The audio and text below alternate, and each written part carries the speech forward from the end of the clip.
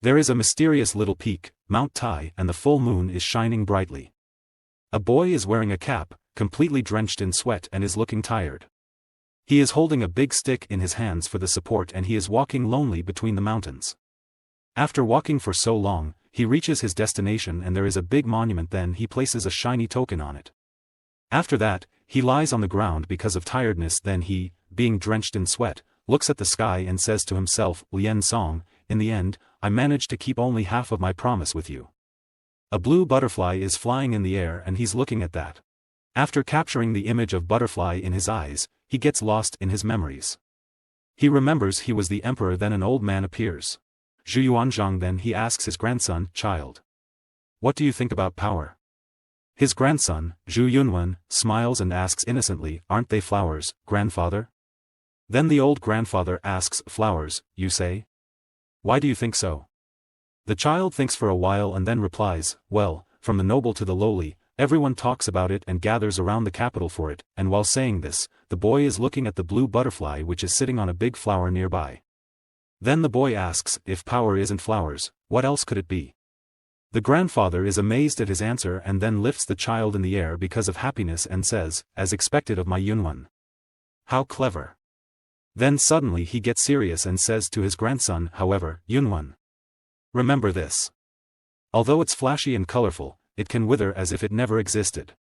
My grandfather, who had no suitable heir, handed down the throne to me, and someone whose existence was no different from Mount Tai to me, even he couldn't avoid his impending fate.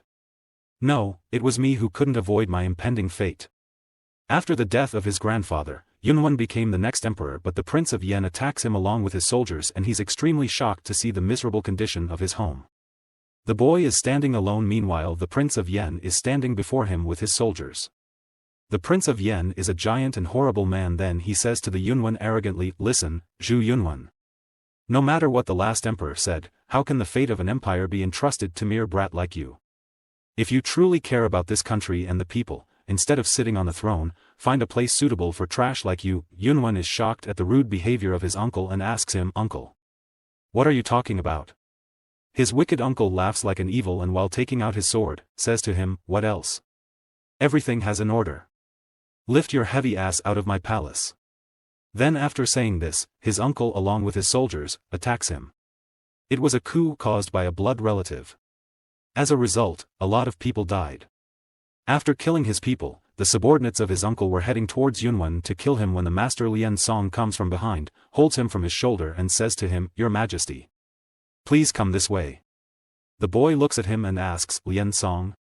Then the master holds Yunwen's hand and escapes from there. Meanwhile, the troops of the prince are chasing them and saying, capture Zhu Yunwen and kill him. The people of the Yunwen are fighting with the prince's soldiers, saying, protect his majesty. Master Lien Song sent me out of the palace through a secret path. Yunwen is sitting on a horse and the master is standing nearby. Then the master asks him, have you memorized it? The top of the mysterious little peak in Mount Tai. Please find a small stone monument and hang the emperor token on it. The two men who served His Majesty Hongwu Emperor will definitely assist you. The boy replies to him while crying, Lien Song, how can I keep living this miserable life? The old man gets angry at this and replies to him rudely, come to your senses, Zhu Yunwen. Survive. That's the only way to fulfill the royal decree, and honor His Majesty Hongwu Emperor. That's why, please promise me that you will survive, Your Majesty. While saying this all, the old master is also crying. Then Yunwen says to his master while crying that, I understand, Lien Song. Then the master wishes him, saying, may luck be with you, Your Majesty. And then the boy leaves that palace and heads towards the Mount Tai. Yunwen is lying on the ground in a miserable condition, thinking about that incident which took place few days ago and is looking towards the sky, wondering that, so power is this fleeting. If I can be born again, rather than a flower that can wither at any given moment, I want to be born as a free butterfly. Then he closes his eyes because of the pain and says to himself, Lien Song, it looks like this is as far as I can go. He gets fainted and is lying there when two men comes and looks at him. Then one of them holds a strand of his hair in his hand and asks his other fellow, what's this, a beggar? Do they grow their hair out these days? The other man who is standing near him looks at the token and is quite stunned to see that and says, Huan no. This is the emperor's token.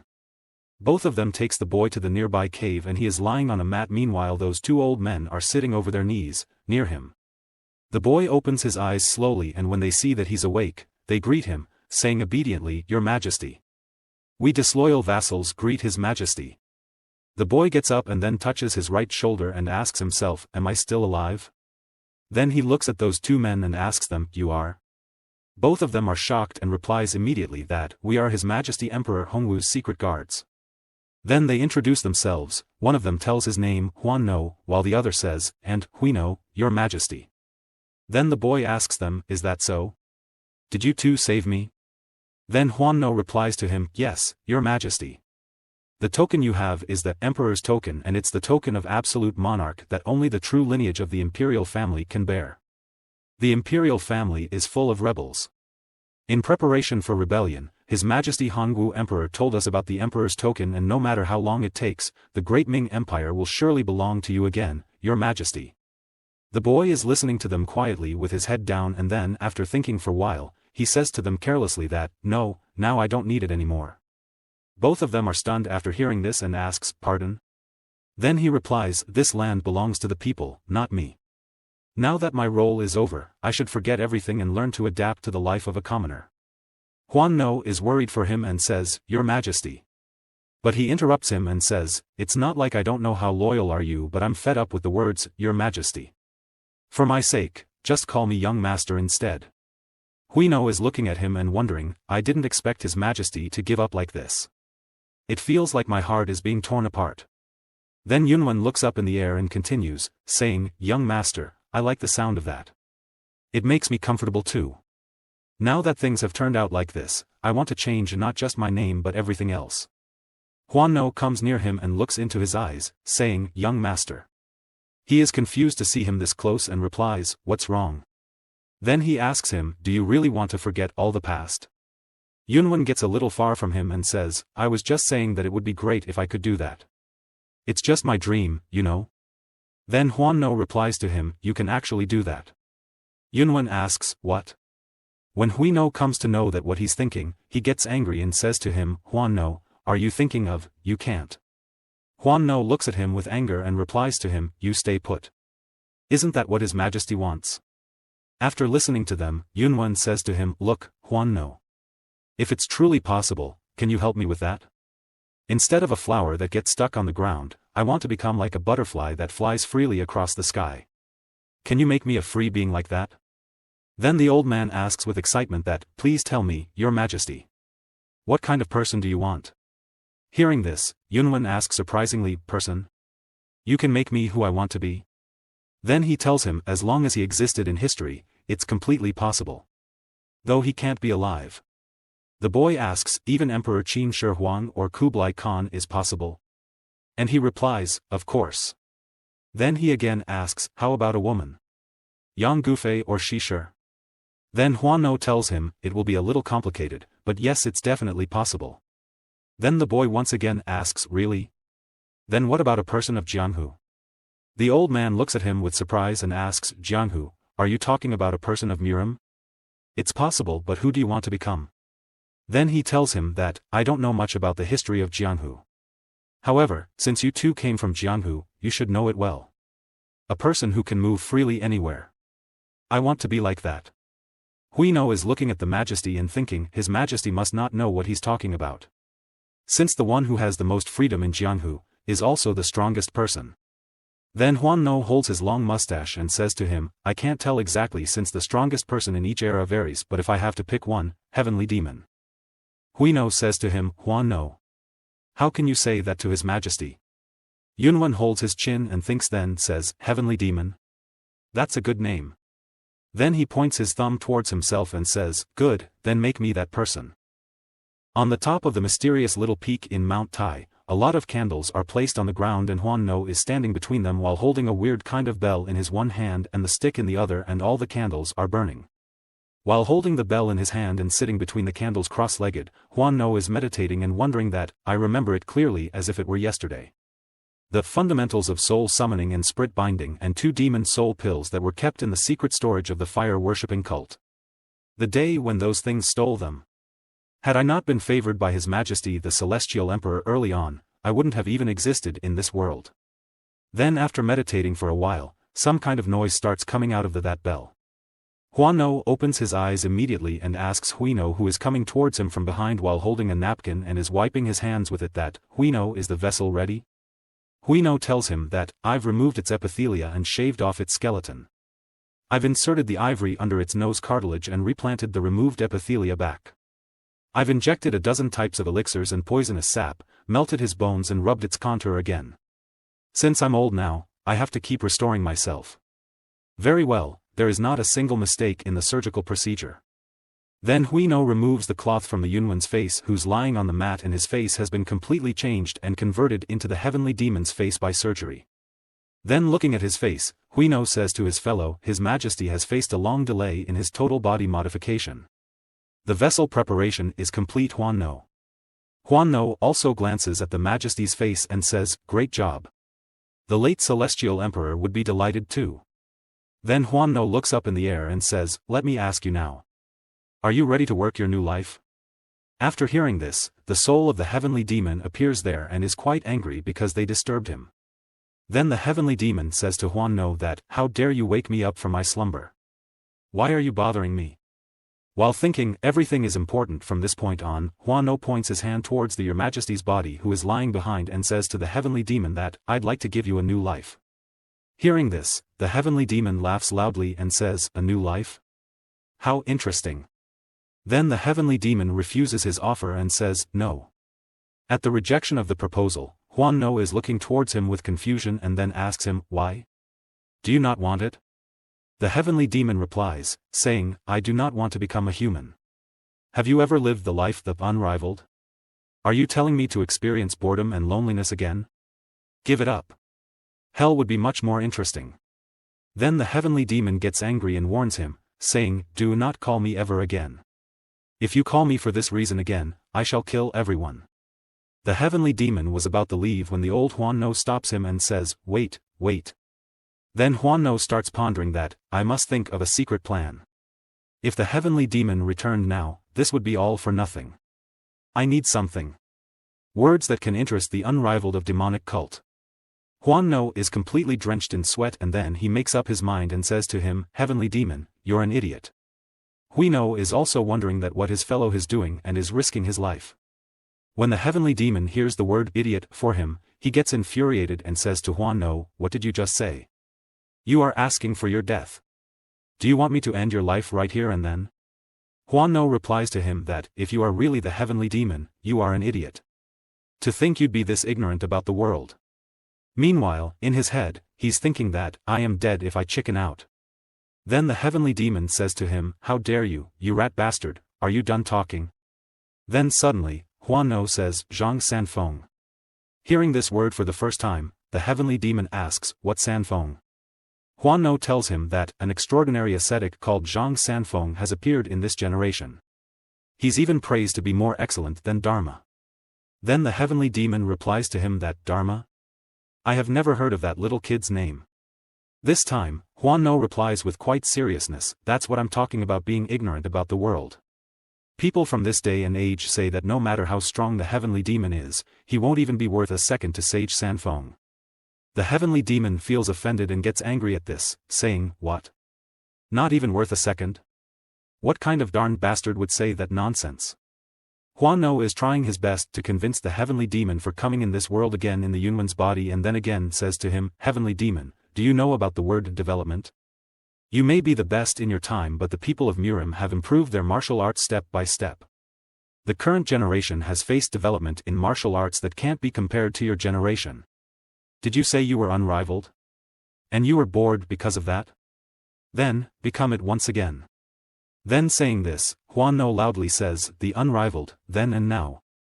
To motivate him. The heavenly demon is listening to him quietly, and then after thinking for a while, the heavenly demon says, The unrivaled, then and now.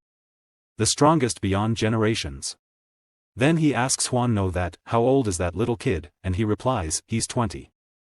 Then heavenly demon smiles and says, Then, he'll live 100 more years at least. Very well, I shall get into him. If the people of this generation are really strong, I shall hone my skills and prove that I am the best in this generation too. The unrivaled master, then and now. The enteral unrivaled supreme. I shall show them why I am the heavenly demon. Then the heavenly demon looks into the Huan Noa's eyes and says, I shall treat you to a meal when that happens, and the old Huan No replies hesitatingly, thank you. Now then, go and lie down there. I shall begin. And the heavenly demon, after saying, very well, goes into the Yunwan's body. The most delicate part of the procedure begins, and then Huan No says to his other old fellow that, Hui No, bring the demon soul pill, and I'll leave the rest to you. Then Hui No brings the pill and put it into the Majesty's mouth and then pinches at the different parts of his body with the pin. Suddenly, the young master opens his eyes and gets up, and Hui No is shocked to see that and calls him, Master. It seems that the young master is not in his senses and is holding his head because of the pain and is seen to be in miserable condition. Then looking at him, Huan No asks, Master, what's the matter? While holding his hair with his hands, the master replies to him, I can hear voices. My head hurts as if it's going to break. What is this noise, Huan No? Then Huan No holds his arm and checks his pulse and then hits slowly with his 2 fingers on his forehead. Hui No, who's standing behind and is observing all this, asks, Huan No, what is going on here? Huan No says, how could this? The young master could hear differently voices in his head and then says to the heavenly demon who's in his body that, be quiet, will you? Then looking at him, Hui No asks, Master. But instead of the master, Huan No replies to him that, he's not saying it to you, Hui No. Right now, the master is talking with the heavenly demon. It seems like the great fundamental has failed. Hui No is worried about the master and then says to his old fellow that, can't you tell? Stop speaking the obvious and do something about it. Huan No replies to him that, the heavenly demon failed to take complete control of the master. Clash of consciousnesses is something that shouldn't have happened. If this condition continues, master's mind is going to break down. Hui No is angry at the foolishness of his friend and then asks him angrily that, then, can't we send back heavenly demon? And he replies with guilt that, I know how to summon him, but I don't know how to send him back. Then Hui No asks, what are you going to do? Is master going to become a cripple at this rate? He replies, who doesn't know that? I'm thinking right now. The young master is still in pain and is trying to calm his consciousness. Meanwhile, Huan No is completely drenched in sweat and is thinking, damn it, I am sure that the demonic nature of the heavenly demon and the master's consciousness collided. There's no other way to explain this. Wait, demonic nature? That's it. Something clicks his mind and then he immediately says to Hui No, listen up, Hui No. I have one more demon soul pill. In other words, we can use the great fundamental once more. With this, we shall suppress the heavenly demon's demonic nature. Hui No looks at him with puzzled face and asks, what are you on about it? What are you going to suppress with the diamond soul pill? Huan No gets annoyed at his questions and says, you frustrating oldie. Did your smart head turn into a stone block?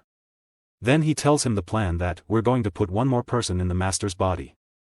Another legendary character of the Orthodox Murim. After listening his idea, Hui No replies, that's right. You are trying to neutralize the 2 natures by summoning a character to surprise that demonic energy. Then holding the bell in his hand, Huan No says to him, we have no time. The method is the same as earlier, so let's not waste more time and begin. Hui No also agrees with his fellow's plan and while holding the needles in his hand, says to Huan No that, let's try it. We shall leave the rest to heavens. Demonic nature, heavenly nature and the emperor, whoever appears must be someone from heaven. Then a new soul also appears in the young master's body and now he's lying peacefully because the demonic nature of the heavenly demon has been suppressed by the other soul of different nature. After completing the process successfully, both Huan No and Hui No are lying on the ground because of the tiredness and difficulty of the situation. Then Huan No says to Hui No, I'm definitely old, and Hui No is listening to him quietly while looking up in the air. Then the young master finally comes to his senses and gets UPS and both of them are looking at him who's standing behind them. Then Hui No says, Master. Meanwhile Huan No asks, are you alright? The eyes color of the young master has also changed to brown along with his body shape and physique. He has got muscles and six-pack and a very strong body. Then holding his tummy, he says to them, I am hungry, Twin No. Is there anything to eat? The young master wakes up after the successful process of soul summoning and the souls of the heavenly demon and another soul from the heaven has been entered in his body. He asks for the food and Huano and Huino brings food for him and then he starts stuffing his mouth with the food. It seems like he has been hungry for the ages and both the old men are looking at him with surprise and worry. They both respect him very much and are very concerned about him and his health. Then looking at him, Huino says to his brother, "Did we succeed?" Huano is also looking at the young master's condition and then says, "I think so." The heavenly demon who is present in the young master's body and was listening to their conversation, says, "Succeed, my ass." Yunwen also listens to his words while eating and looks at the heavenly demon's soul with side eye who is flying in the air near him. Then the heavenly demon says angrily that, "Screw this. Why did you put me in such a cramped place?" Yunwen keeps eating when the other soul in his body says to the heavenly demon, "You must be that famous heavenly demon. You are much cooler than the rumors." Yunwen looks at the face of the other soul and when he gets totally fed up then he put his chopsticks on the table with anger and points his towards them and says to them, "You both, be quiet. Do you think you are the only ones in this place?" The heavenly demon gets angry at his interruption and asks him, "You bastard, don't you feel pain when I'm talking? Your head should feel like it's splitting apart, though." While touching the back of his head, he replies that, "Come to think of it, I feel like it has changed. It's certainly noisy but it's not as bothersome now." The heavenly demon gets even more angrier than the before and asks, "What? Damn you. How dare you talk in that tone with me, the strongest existence in the world?" The other soul is listening to them quietly then the young master loudly says to the heavenly demon, "It's noisy, I said." Both Twin No are looking at him with confusion. As a result, Huan Noah's strategy of suppressing the demonic Q1 of the heavenly demon with a person from the orthodox sect succeeded. The name of the second person who entered Yunwen's body was Huineng, a high priest revered as the sixth patriarch of the Shaolin Temple. Then wondering about the second soul, the young master gets happy and says, "It seems like a pretty amazing person has entered my body.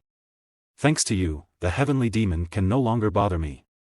Thanks, you fogey old monk. I mean, Huineng." The heavenly demon is angry at his insult meanwhile Huineng is smiling at the appreciation Huino is looking at the young master and finds his language kind of vulgar and then says to him, "What kind of vulgar language are you using?" Yunwen points the empty bowl towards the old man and says to them, "Anyway, you too. Give me another bowl." Huano takes the bowl and runs for bringing food for the young master, saying, "Yes." Huino is looking at the master's face and his behavior with puzzled face and is wondering, His Majesty is changing. Since three personalities coexist in his body simultaneously, it must be extremely chaotic. His temper will undergo sudden changes. What are we supposed to do about this? Yunwen looks at him and then says, "Huino. What are you doing? Go get me some water." He also leaves to get water for him, saying, "Yes." Later on, Huan No asks young master that, "Pardon? What's your honorific title, my lord?" He replies to him, "What honorific title? Just call it a name." Then the young master says to the Huineng, "Hey, Huineng. You seem to be the most knowledge among us. Why don't you give me a name?"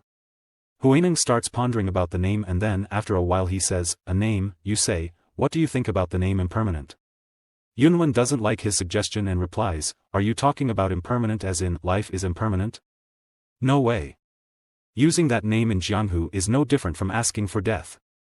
Huineng feels sad at the rejection and then the young master says to the heavenly demon, "Heavenly demon, what about you?" The heavenly demon gets offended because he didn't ask him at first place but then smiles and says to the young master, "You foolish bastard. How can that old fogey know what awesomeness is? You should have asked me from the beginning." The young master replies to him, "Just give me some suggestion already." Then the heavenly demon smiles like an evil and suggests him the name Iron-Blooded Shura. The young master is looking at his evil smile and then after a while, replies to him, "Hey, what I want is a name, not some foreign title." Seriously. How did an ignorant bastard like you become the strongest in the world? The young master doesn't even like his suggested name. Then the heavenly demon says, "What? You arrogant bastard."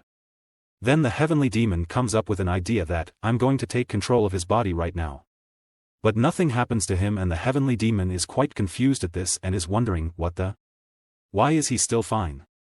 Soon the heavenly demon realizes that it is all because of that priest's soul and then says to himself, "So, it's because of that bastard. That bastard is stopping me from controlling this body." The heavenly demon is very angry because he lost and the other two won and is thinking that, damn it. In terms of headcount, I'm losing out. Since I can't take control of his body, I have no choice but to cooperate with them first. However, when the time comes, I will definitely swallow your body whole, Zhu Yunwen. Meanwhile, the young master is still wondering about his new name and is thinking, it's kind of weird to use my last name Zhu as it is, right? When the young master observes the heavenly demon, he asks him, why do you keep mumbling to yourself? What? Have something to say? Then again, the heavenly demon smiles like an evil and says to the young master, that's right. Your martial name. I was thinking about your martial name. How about Heaven Destroyer? Doesn't it sound nice? The young thinks for a while and then smile and replies to him that, Destroyer, of the heavens, Heaven Destroyer? It seems that he liked that name. The young master is standing outside with the old twin No and tightens up the ribbon of his dress, and both of them are looking at him while standing behind. Then Huan No asks him, my lord, I mean, young master, where are you going? Yunwen replies politely that, didn't I tell you? I am going to roam around Murim. They are all standing outside the cave, and then Hui No asks him, you're leaving already? And he replies to him, what's the big deal with that, I am just going out. Then Huan No tells him, but you haven't had time to restore your martial arts yet. Then the young master puts his forefinger on his forehead and says to them, I have all martial arts of the heavenly demon and Huineng inside my head. I can just give it a try on the way. You were the one who made it, yet you didn't know about it? Hui No is very concerned about him and says to the young master that, but, we don't feel comfortable sending you off like this, young master. The other also agrees with him, saying, that's right. Yunwen looks at them for a while and then looks around and then goes near a tree and asks them while smiling, fine. In that case, will this put your mind at ease? Both of them are looking at him while standing near a big tree, and then Huan No asks, pardon? Then the young master calls Heavenly Demon, saying, Heavenly Demon, let's use your martial art, and after saying this, the young master, using the Heavenly Demon's power, breaks that tree and then leaves from there. Both Huan No and Hui No are looking at him while leaving, and then Huan No asks, will it really be alright? Hui No, while holding his long beard with his hand, replies to him that, the Lord is already out of our control. The old Hui No glances at the damaged tree behind them and then says to him, no, no. I'm not talking about that. Huan No looks behind at that crack in the soil and then that tree and says to his brother, I am saying, if it's really alright to throw that kind of bomb into Murim. Both of them are now more concerned about the Murim instead of the young master, Yunwen. The season changes and winter comes. Hui No and Huan No are looking at the bare trees covered with snow, and Huan No is sitting, meanwhile Hui No is standing behind him. Then holding his beard with one hand, Hui No asks his brother, is the master doing well? Huan No replies to him that, don't worry.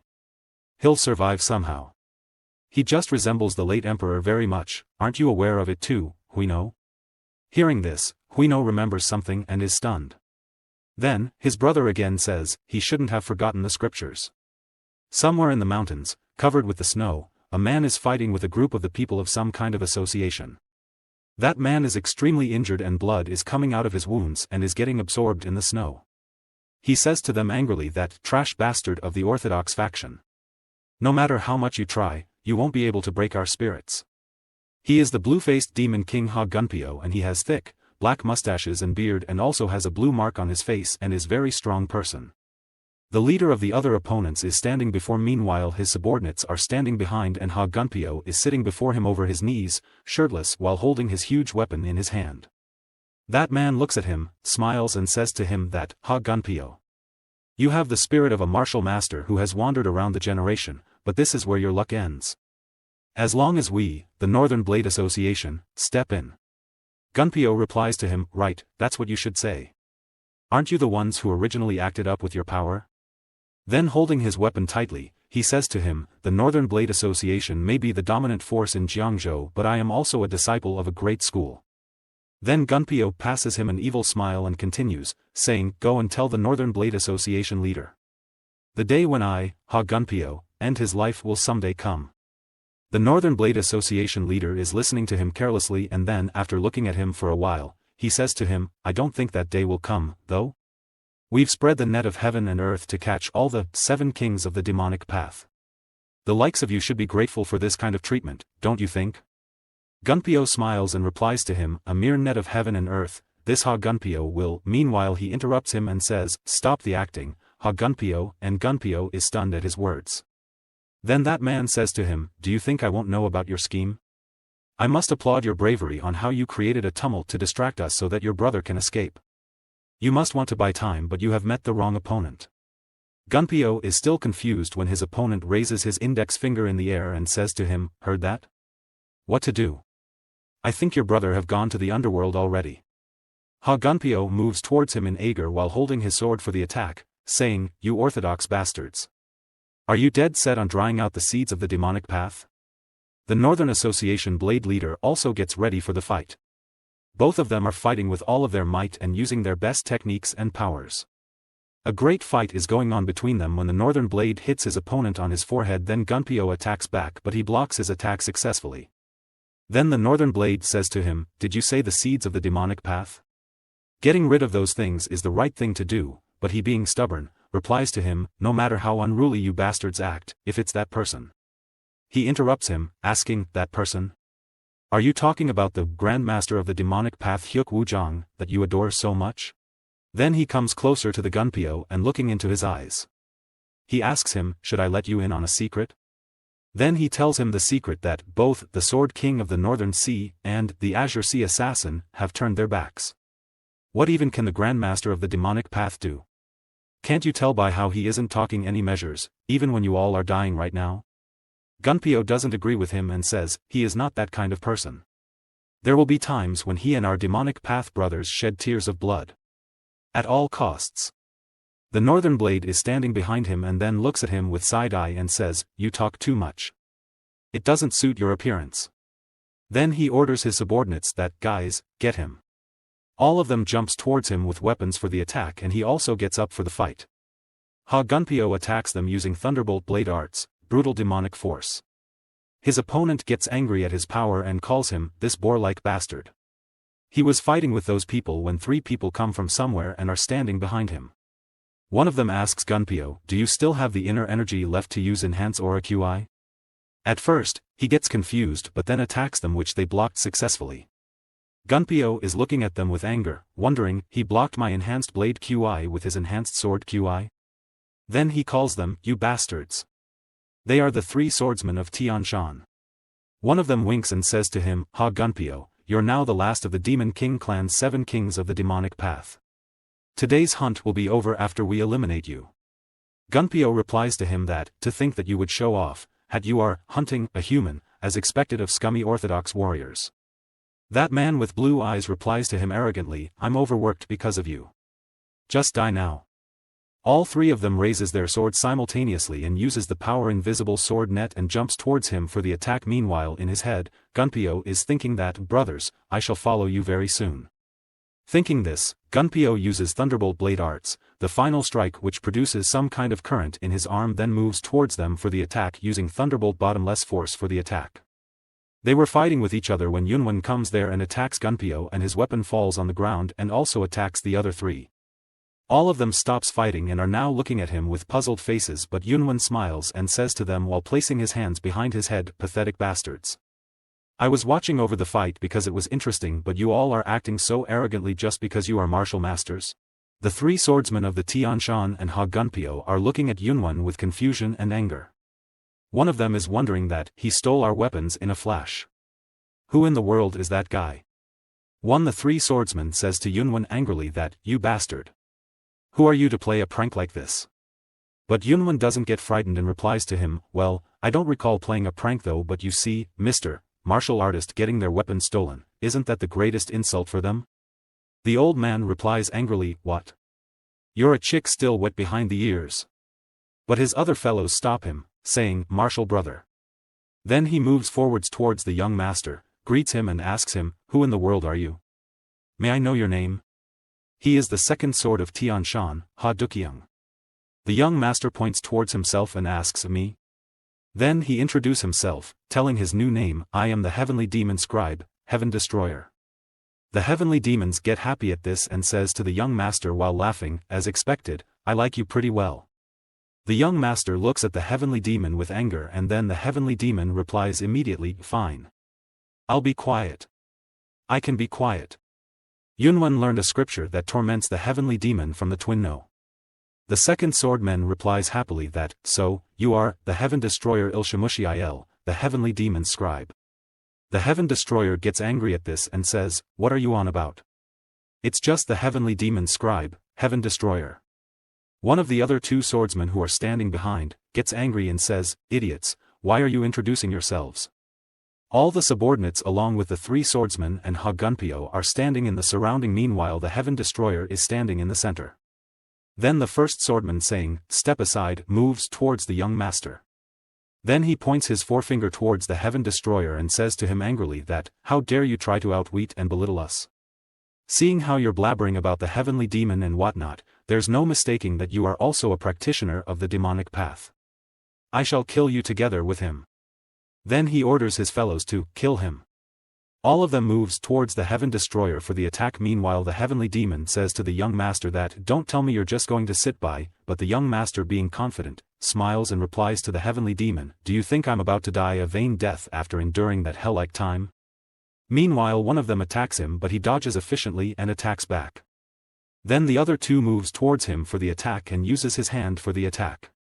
The heavenly demon who is looking at him fighting, says to him, you couldn't even use half of your power properly. But he replies to him angrily that, shut up.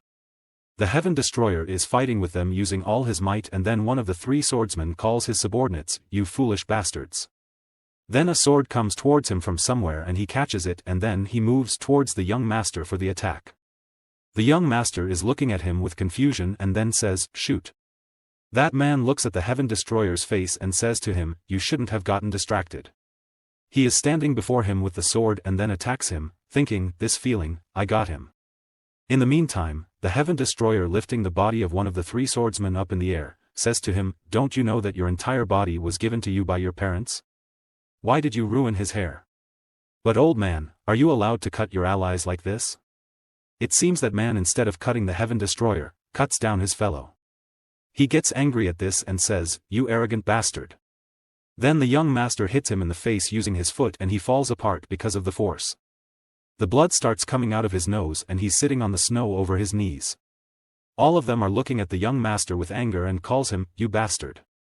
Then the two men moves towards Heaven Destroyer for the attack, but first he dodges them and then attacks back using his leg and martial arts technique. The swordsman whose nose is red is looking at them and then asks, what do you think you guys are doing? And then says to them, keep pushing with our number.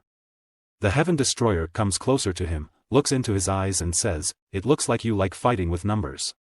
That man gets confused and steps behind. Then looking at him, he's wondering that, shit, he appeared in front of my nose without any trace. He was thinking this when he sees the Heaven Destroyer who's making a weird pose for fighting, and while looking at him, he's thinking, what is that stance? The heavenly demon smirks and asks the young master, are you going to use it? The young master makes a weird pose and then hits on the snow with all his might and then creates different kind of circles around him. The heavenly demon gets happy at this and says, right, this martial art is like a symbol of mine. The Heaven Destroyer uses the heavenly demon rolling steps martial arts technique and creates a lot of duplicates of himself. Hagunpyo is looking at this with surprise and then asks himself that, am I seeing things right now? The swordsman says to himself that, is it an illusion technique? Then the young master looks at them with red eyes and asks, I'm not sure, why don't you see for yourself? Then he moves towards the young master with anger for the attack, saying, do you think we, the three swordsmen of Tianshan, would fall for a mere illusory technique? Then he attacks one Heaven Destroyer but nothing happens and he's wondering, the actual body is there? But then one Heaven Destroyer attacks from behind. Now three Heaven Destroyers are fighting at the same time and then one of them attacks the swordsman and cuts down his arm. He is looking at him with fear but they don't stop and starts killing others one by one, but those who were alive, runs from there for their life. The young master is looking at them while they are escaping.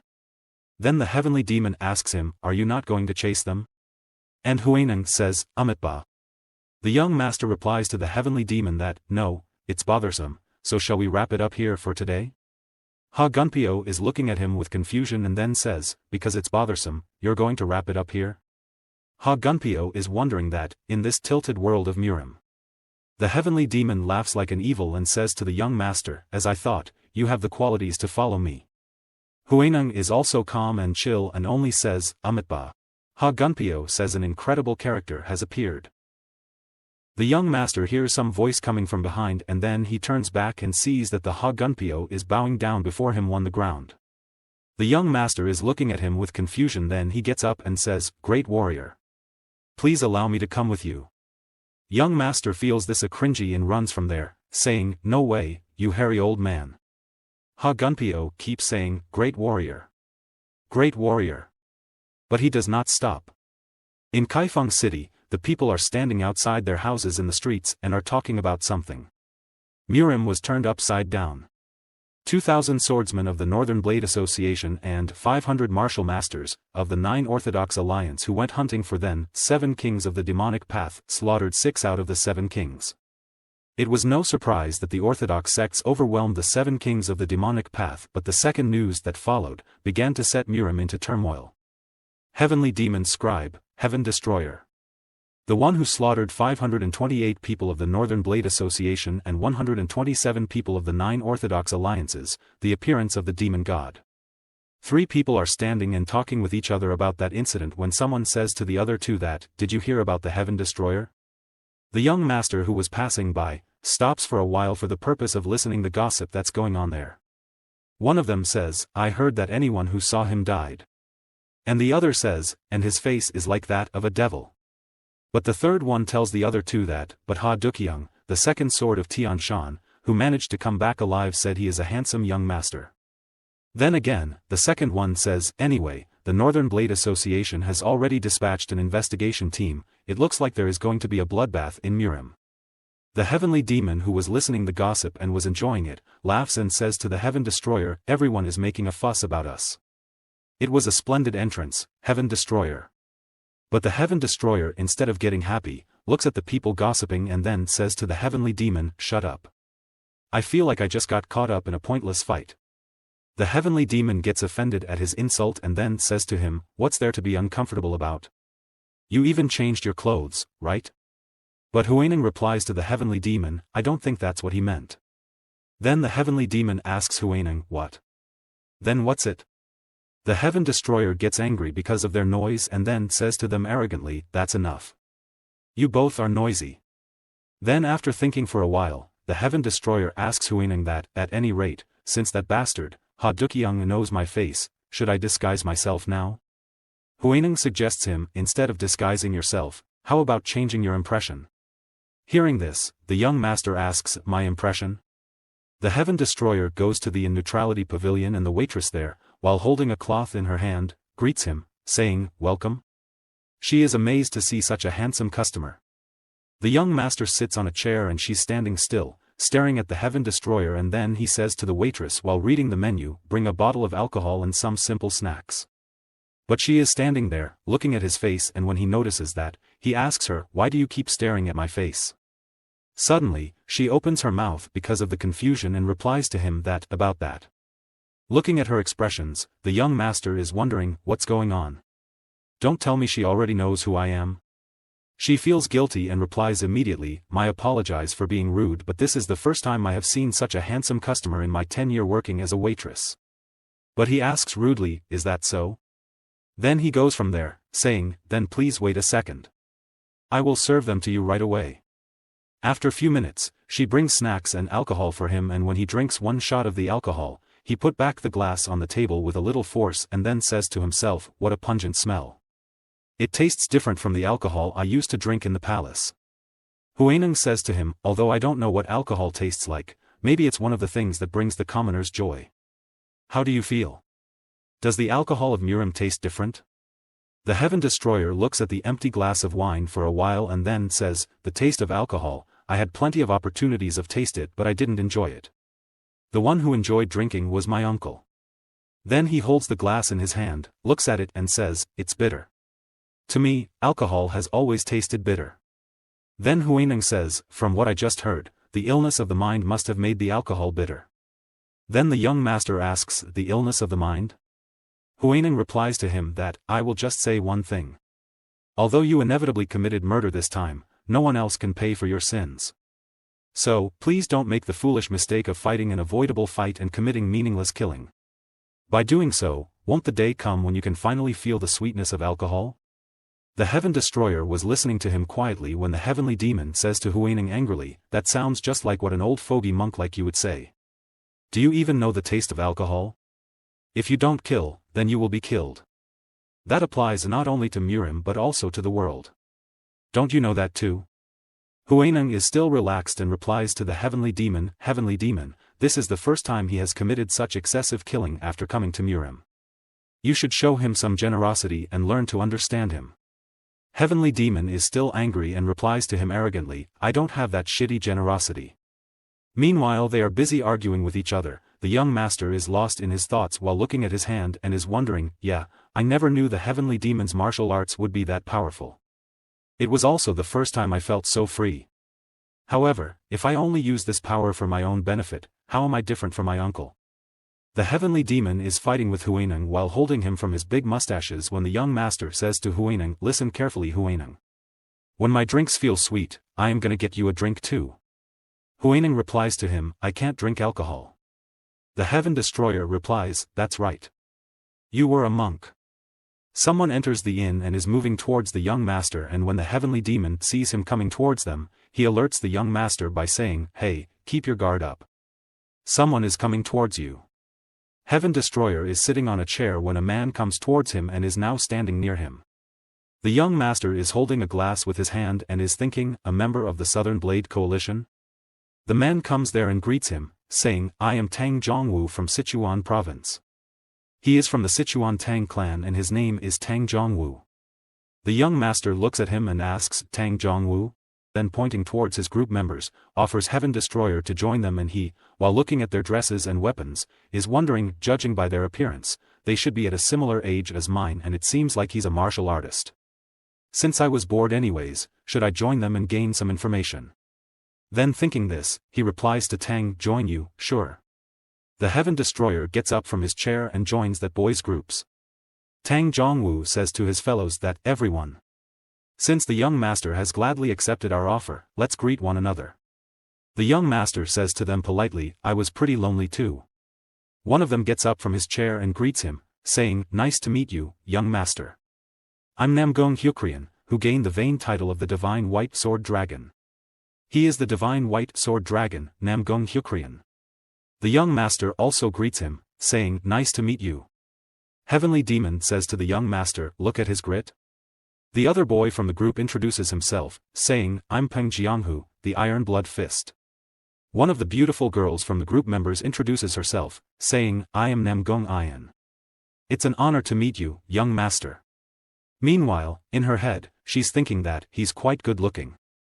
One girl of the group is getting jealous and is thinking, what is so good about him that everyone is this excited? She is Namgong Hyami. Heaven Destroyer sits with them while saying, "Yes, nice to meet you." One of them introduces himself, saying, "I'm Murong Jungjul of the Murong clan." The other one was also giving the introduction when someone interrupts, saying, "Now, I think that's enough introduction from our side, what about you?" The young master says to them, "Come to think of it, you all look like the descendants of prestigious martial clans. I don't know how to act since you all treat me very hospitably." Then the young master introduces himself, saying, "I'm a scholar named Yun. I mean, Wen Yun, who wanders here and there. It is such a great honor to be together with such great people." He reversed the syllables of his first name, Yunwan. Meanwhile, the heavenly demon is angry and is thinking that, why did you take this shitty name of Wen Yun after Heaven Destroyer? Shameless bastard. Who would know about your identity? So the boy replies to him, "Wen Yun, you say. Nice to meet you, Sir Wen." Initially, Heaven Destroyer thought these guys were ordinary people of Murim who were of the same age as him. But hearing their introduction, he realized their 4 gentlemen and 4 ladies were unexpectedly people of great status. Unlike the Northern Blade Association and the Southern Blade Coalition, they belonged to a much mightier force of the Orthodox faction, known for righteous deeds, the 5-Clan League. And the pillars of that clan league were, renowned Namgong clan, Tang clan of Sichuan, Peng clan of Hebei, Yen clan of Jianzhou and renowned Murong clan. To summarize, these people were the up-and-coming youngsters responsible for the future of the 5-Clan League, meaning their gold spoons. Then he asks them, "But what brings you to this place, Kaifeng House? I thought this place was quite far from Chengdu and Jiangnan." Hearing this, the heavenly demon says to the young master that, "What? Didn't you say you knew nothing about Murim at all? Meanwhile, the Heaven Destroyer is thinking that, when I was emperor, I almost memorized the map of the continent. Then at his question, Pen Jianghu replies to him, you won't know even if we tell you about that. Something has happened in Murim, and as we told you, we belong to an organization called the Five Clan League. Then the girl, Haimai, while stuffing her mouth with the food, says to the young master, this place, Kaifeng, may be the beggar sect's headquarters, but it's also the base of the Northern Blade Association. After hearing all this, the young master could only say, I see. Meanwhile in his head, he's thinking that, my. Was this the base of the Northern Blade Association? Then he asks her, but how is your meeting here related to the fact that this is the Northern Blade Association's base? She put a bowl on the table with anger, saying, such a very curious man. Then she points her chopsticks towards him, saying angrily, what do you think? Because the Northern Blade Association is going to host the grand banquet of the Orthodox faction. While looking at her pointed chopsticks, he's wondering, how do you expect me to know that? The other boy with her scolds her, saying, Hayami, are you going to be rude to the guest? She gets upset at this and says to his brother that, fine, elder brother. Then while taking his chopsticks, the Heaven Destroyer asks frankly, so, because of the grand banquet of the Orthodox faction, all the Orthodox martial artists are assembling at the Kaifeng house? But again Haimai replies angrily, yes. And her elder brother is looking at her with disappointment. Then the young master, being nervous, says, I didn't know that the world of Murim was so fiercely divided into various factions. I'm amateur regarding Murim, so. Then Namgong Hyukrian says, I see. You must have been curious about the world of Murim. Murim is a fierce place, just as you said. Especially now, the root of the conflict is getting deeper and deeper. After hearing the word conflict, the young master asks, the root of the conflict? Then he tells him about the conflict that, the orthodox path and the demonic path. No matter how amateur you are about Murim, you should know this much, right? Heaven Destroyer replies immediately, I know that much. Then he continues, saying, even in the history of Murim, the two powers have never been so clearly separated as they are today. We're in a situation where every person in Murim must choose between the two, no matter what. Then the young master raises his two fingers and asks him, we must choose between the two at all costs. But there should be someone, who doesn't want to belong to either orthodox path or the demonic path. He fuses and replies to the young master while sitting cross-armed that, of course, there is. However, groups or people who are ambiguously sitting in the middle are regarded as enemies and are likely to be killed. After hearing that, the Heaven Destroyer is thinking, even when they're not in a grudging relationship, they're killed just because they didn't want to take sides? What an unreasonable measure. Then he says to him, I'm sorry for interrupting you, but when you said killed, who brings the accusation against them? Namgung frowns and closes his fist because of anger and hits on the table, saying, we, the Orthodox faction. All of them are sitting quietly for a while and then he continues, saying angrily, I belong to the Orthodox faction too.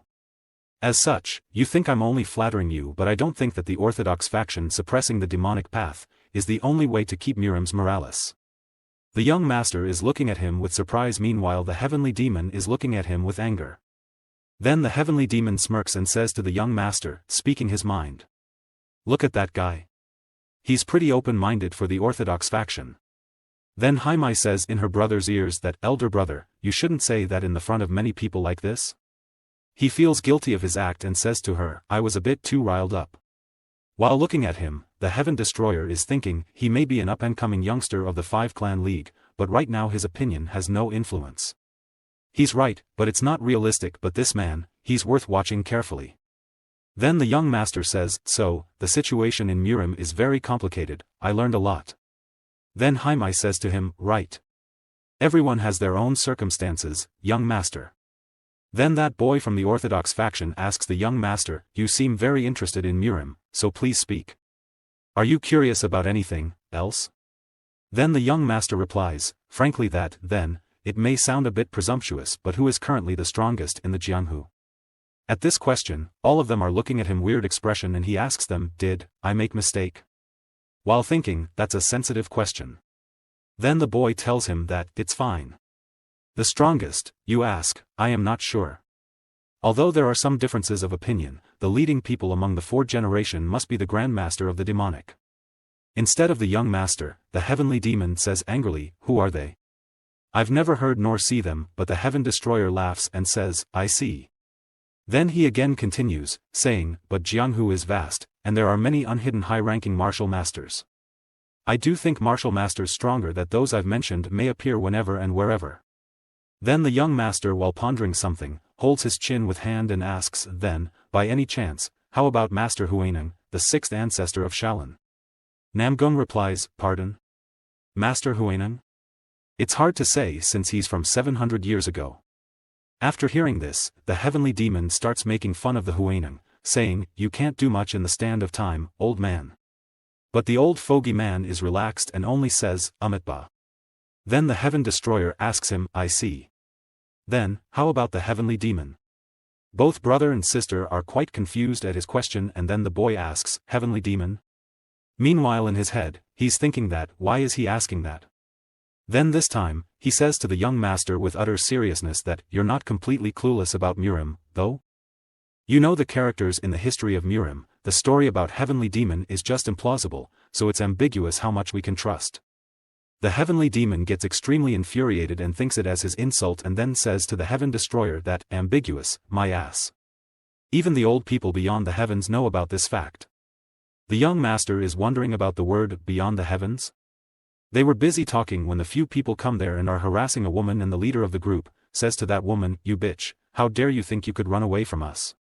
She is crying and begging for her life that, please spare my life. While looking at their outfits, the heaven destroyer is thinking, that outfit, the Northern Blade Association.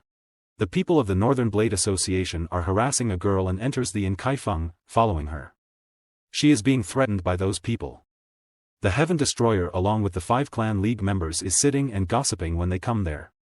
The Northern Blade Association Law Enforcement Squad's Vice Captain, White Tiger Sword Ga Duxum holds the girl's hair in his hand and she's sitting on a floor.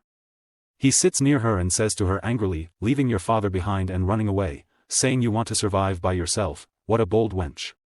She is begging for help, please save me. Someone says, please wait a moment.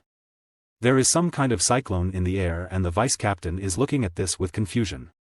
She is Namgung Hyami and she appears there, in front of him while holding a sword in her hand.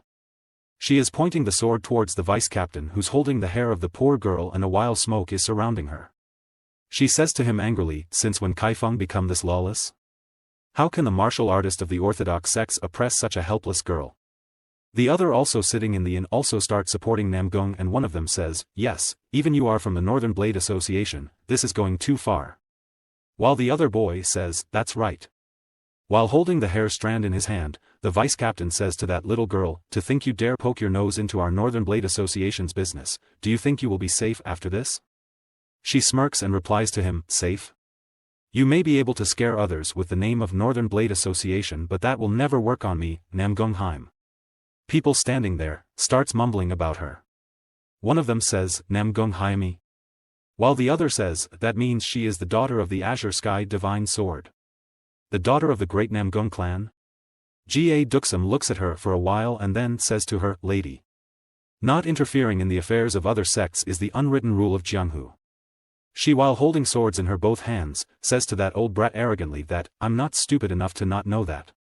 However, to not turn a blind eye to things that go against public order is what I should do as a martial artist. Then she looks at that girl's miserable condition and continues, saying, and from what I can see, what you are doing is no different from kidnapping. After listening her, he winks and says to her, I think you are doing this because you don't understand, this wench is Shuezhu Feng, the daughter of the 1,000-skilled snow tiger Shuejingi, the leader of Kaifeng's demon frontier sect. We have no choice because an arrest order has been issued for all members of the Demon Frontier sect. If you still don't want to get out of the way, we will have to use force. After hearing the word force, Namgung Hyukrian laughs loudly and says to Ga Duxum that, did you just say you would use force? Since when did the law enforcement squad of the Northern Blade Association act so arrogantly? Then all the members of the 5 Clan League steps forward to support their fellows. Meanwhile the young master, Heaven Destroyer, is standing behind and is wondering that, damn it, I shouldn't have joined them. Now the 5 Clan League members and the people of the Northern Blade Association are standing face to face with each other, and Shuezhu Feng is sitting on the floor between both the teams. Then Ga Duxum says to Hyukrian arrogantly, young master, because we are on official duties. Then he stops for a while and is wondering, judging from his outfit, that bastard must be someone from the great Namgung clan as well. Then he continues, saying, or are you trying to threaten me? Hyukrian laughs like an evil with a full smile and then replies to him, threaten? If that's really the case, what are you going to do? Duksum is looking at him with a weird face and then says to him, then, we have no choice but to report this to our superiors. Then someone from the behind says, there's no need to report it. That man steps forward and he is the Northern Blade Association Law Enforcement Squad's captain, Smiling Eliminating Sword, Woo Hyun-chung. He is a slim man and his hair is tied into braids, hanging in front meanwhile his weapon is stuck behind in his outfit. The vice captain is looking at the captain with the puzzled face. Hyun-chung says to Hyukrian that, the word retreat doesn't exist in our law enforcement squad's dictionary. Are you going to report something this insignificant? After hearing the captain's voice, everyone bends over their knees and greets him, saying, Captain. I greet the captain. The Heavenly Demon and the Heaven Destroyer is looking at all this drama with carelessness and then the Heavenly Demon gets angry at the captain's tone and then says, what the? What's with that chopstick-like bastard?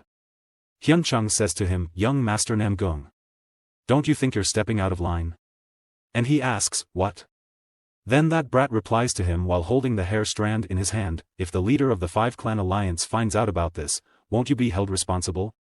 I'm saying, won't you be put into a tough spot, if the story of the next head of the great Namgung clan, confronting the Northern Blade Association just because of a mere wench from the demonic path is to get out? Hyukrian laughs and replies to him, I dare you to say that again. Then he asks the young master, Namgung that, am I wrong? If the relationship between the Northern Blade Association and the Five-Clan League goes south because of you, will you take the responsibility then? This time, instead of Namgung, Peng-hu standing behind, says angrily to the captain, you bastard, how dare you threaten the next head of the Namgung clan? When we're still being nice, shut that mouth of yours. Hyun-chung says to him rudely, shut up. If my memory serves me right, you must be a descendant of the Peng clan. Since I'm showing respect to young Master Namgung, you must be misunderstanding something. Given your age and status, do you think can say something like that to me? Peng calls him, this bastard. Then the captain orders his subordinates that, order the members of the law enforcement squad who are surrounding this place to let no one go outside from this moment on. And they reply obediently, yes sir. Then holding his sword at his back, Hyun-chung comes closer to the young Master Namgung and asks him, what are you going to do now? Young Master, sir. The Heavenly Demon is still angry at his tone and attitude and then says, that cocky bastard. From the beginning, those damn orthodox sex bastards have always been wolves in sheep's clothing. Then the Heavenly Demon asks, why don't you knock them out, Heaven Destroyer? Heaven Destroyer gets angry at his stupid idea and replies immediately that, are you crazy? If I use your martial arts, my identity will be immediately exposed. Then the Heavenly Demon replies carelessly, what needless worry. Can't you just beat everyone to death so that no witnesses are left? Heaven Destroyer is shocked at his stupidness and asks, are you serious? Then Huineng, who was listening to their conversation, says to him, in that case, why don't you use my martial arts? Then the law enforcement squad's captain says to Namgung, I ask what you are going to do, young master. Namgung Hyukrian closes his fist because of anger and then says to him, leave that girl to us. If you can't, we'll accompany that child and observe the entire process of your investigation. Whether her father is a member of the demonic path or the world's public enemy, it has nothing to do with her. If you refuse even this, we won't let it slide either.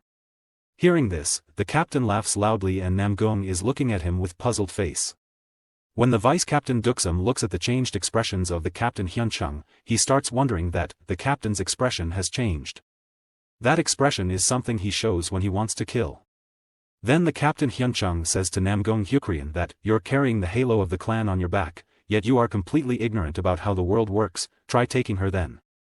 All of them takes out their swords and gets ready for the fight and the squad captain also takes out his sword. Now, Namgung and the captain are looking into each other's eyes. The Northern Blade Association Law Enforcement Squad's captain, Hyun-chung smirks and then says to the young master, Namgung, as expected this won't do. I can't stand looking at the proud face of some young master of rich house. Then he holds the girl's hair and says, I will kill this bitch here. When the young master sees that girl screaming, he says to the captain, you wicked bastard. Is that something you can do as a member of Orthodox sect? Then while holding his chin, the captain looks at her with filthy eyes and says, yeah, killing her would be too much, right? How about this? Saying this, he starts misbehaving with her and torn her shirt, and when Namgung sees his ridiculous behavior, he says out of utter surprise, that trash. The young master, Heaven Destroyer, who was looking at his ridiculous behavior quietly, finally gives up, saying, "I can't stand this anymore," and then he hits the captain with his foot in his mouth, using his martial arts techniques. He hits him with this much force that he falls apart. Both Hayami and her brother is shocked and are looking at him with surprise. Then she says, "Elder brother." Her brother Hyukrian smiles and says, "That is Heaven Ascending Step. The Shaolin's martial art." The Heaven Destroyer is flying in the air. Meanwhile, the people of the Northern Blade Association and 5 clan lead group members are looking at him with shock, and he's looking at the captain, who is sitting on the floor over his knees. While holding his injured chin, the captain says to the Heaven Destroyer, "How dare you, bastard." The young master is floating in the air, and then while floating, he moves towards the captain, and all the people around are looking at him with stunned and puzzled faces. While looking at him with stunned face, the captain is wondering that, what the hell, he's floating? Does such a Qinggong really exist? I don't think he's a member of the 5 Clans League either. Where did this kind of bastard come from all of a sudden? The Heaven Destroyer comes near him, looks into his eyes and says, "Let the child go. If you don't, be ready to die by my hands today." The heavenly demon takes advantage of the situation and says to the young master, "That's right, kill him." But the Huineng replies, "Oh no, sir." Then the captain says to the Heaven Destroyer, "I don't know who are you, but why in the world are you doing this?" Then while trying to hold his sword, the captain says, "I am the Northern Blade Associations," but the Heaven Destroyer interrupts him by hitting him in his face. Then after slapping him, he says, "I've heard countless times that you're the dog of the Northern Blade Association. Stop it and let her go." Then while placing the hand on his cheek, the captain says to the young master that, "I can't do that. Even if you are a martial art, the word retreat doesn't exist in our law enforcement squad's diction." But the captain couldn't even complete his sentence when the young master hits him in the belly using his hand and then kicks him one by one on his weak points. After being hit by the young master, the captain's wondering, "My pressure points." Then the young master again hits him in the face and then in his belly, saying, "I'm going to hit you for real next time." The captain's nose and mouth is bleeding, and then he says angrily to his subordinates that, "Law enforcement squad, kill that bastard." Holding their weapons in their hands, the people of the law enforcement squad move towards the Heaven Destroyer for the attack. While scratching the back of his head carelessly, he says, "Seriously," and then takes the glass bottle with his foot and throws it towards one of the subordinates. That bottle hits him in his face, and the vice president is shocked to see that. Meanwhile, the young master moves towards him, holds him from his face and also hits him. Then one by one, he starts fighting with the other people of the squad, and the captain is shocked to see his skills. The young master, using the Shaolin's martial arts techniques, hits one man's face on the floor with that much force which created the cracks in the floor's bricks, and the 2 men are standing on each side, looking at him. Then while looking at one of them, the young master Heaven Destroyer smiles and says, "Why do these guys keep acting up while relying on nothing but their numbers?" Then the vice captain, while holding his sword in his hand, moves towards him for the attack, calling him, "This cocky bastard." But the young master dodges his attack and then uses his fingers for attacking back. Then one subordinate at the back moves towards the Heaven Destroyer while holding a sword, saying, "Die." But he, without turning his back, slaps him in the face. The young master, Namgong Hyukrian, is looking at the martial techniques used by the Heaven Destroyer and is wondering, bamboo leaf fist, celestial palm, bodhisattva palm, if my memories serve me right, those are all Shaolin supreme techniques. The captain gets angry and while holding his sword for the attack, says, "Bastard." But the young master, Heaven Destroyer, uses the vigorous Vajra palm technique and hits him with great force. Namgong is stunned to see that and says, "That's undoubtedly the supreme indestructible palm. Is he really a martial master who has learned all the 72 supreme techniques of Shaolin?" The people of the law enforcement squad are lying on the floor. Meanwhile, the Heaven Destroyer is standing there, between them. Namgong Haimai gives a cloth to the girl so she can cover herself and then asks her politely, "Are you alright?" And she replies with, "Yes."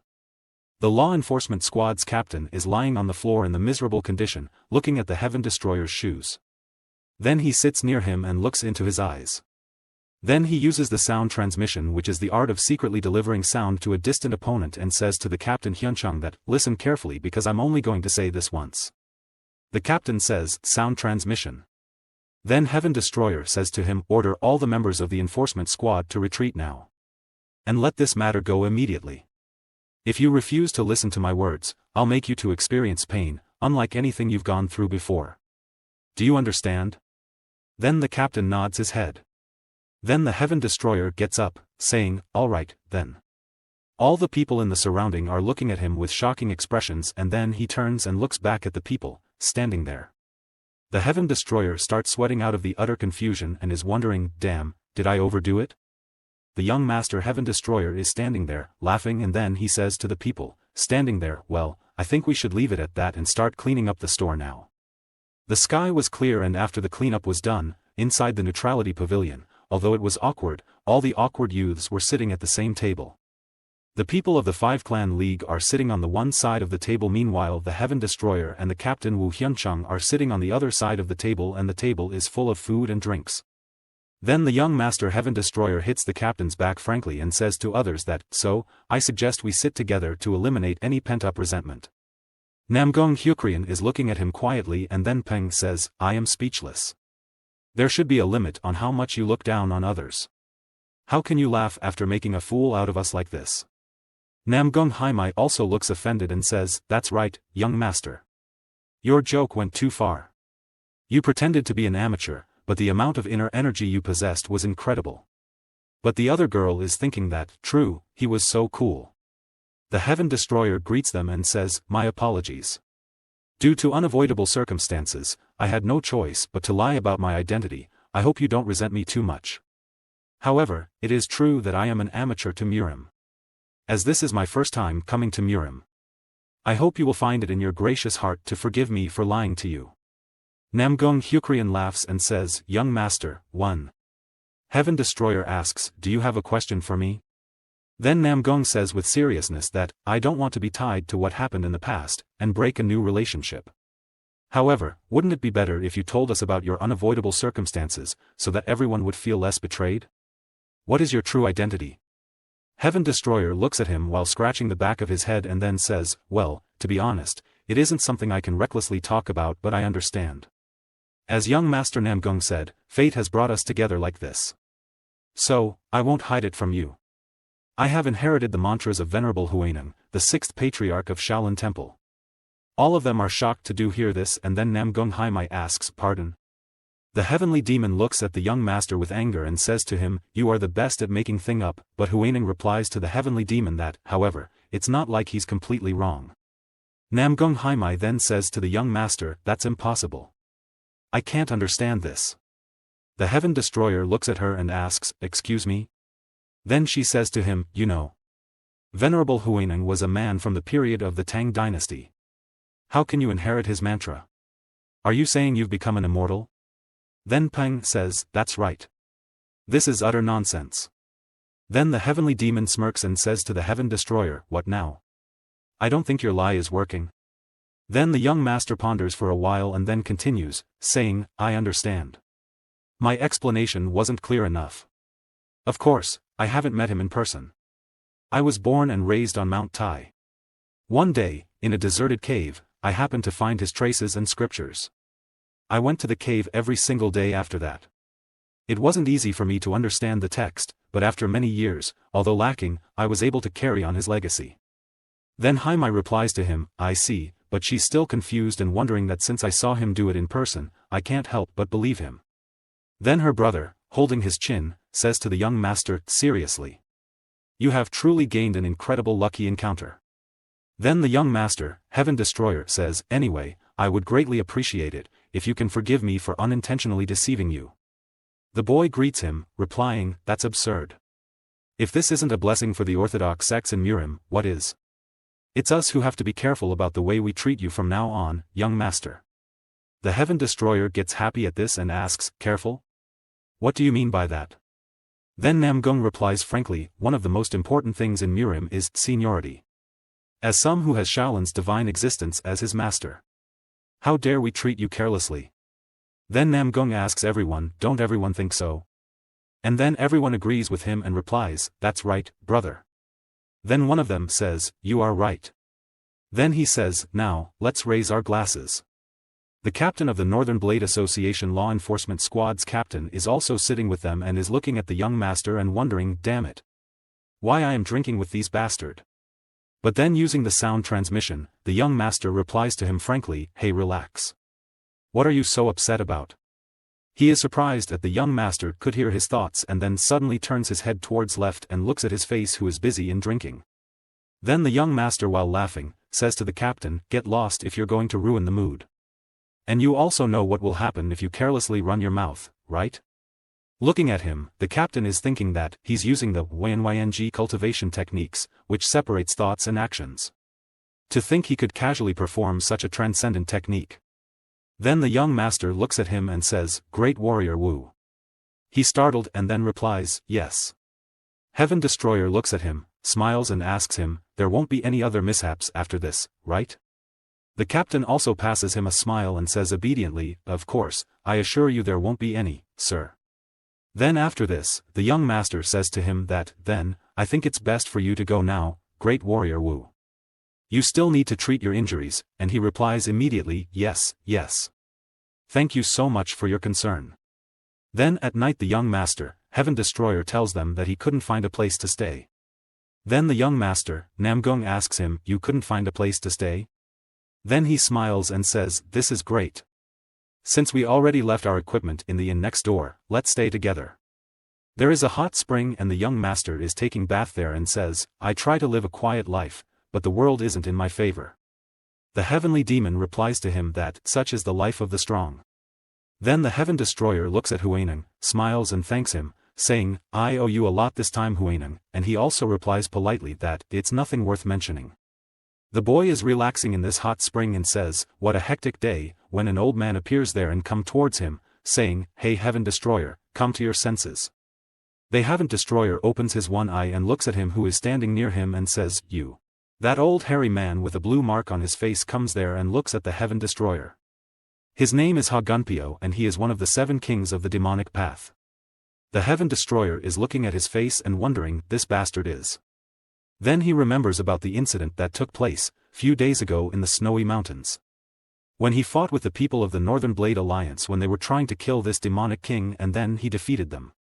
And after seeing his power, Ha Gunpyo bows down before him and he ran from there, saying, "No way, you hairy old man." And he was sitting behind, calling him, "Great warrior." Then looking at him, the young master is thinking the guy I saw on the snowy mountain the other day, who would have thought that nuisance would follow me all the way here. Then Ha Gunpyo greets him and loudly says, "Great warrior, please accept me."